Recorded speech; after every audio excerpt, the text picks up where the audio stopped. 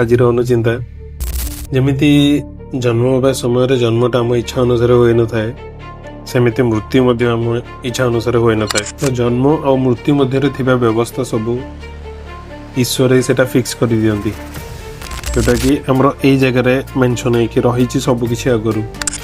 तो जन्म मृत्यु विषय न भाविकी आपणकर कर्तव्य जोटा भगवान जोटा आगु फिक्स कर रखी जो काम देइछंती करने तो ता ऊपर फोकस करके काम करंतु एंड कर्तव्य निष्ठापर भाव में काम करंतु आउ बाकी सब गुड़ा ईश्वर उपर छाड़ी दिंतु कहीं सी जानी कौ टाइम रे कौन हम।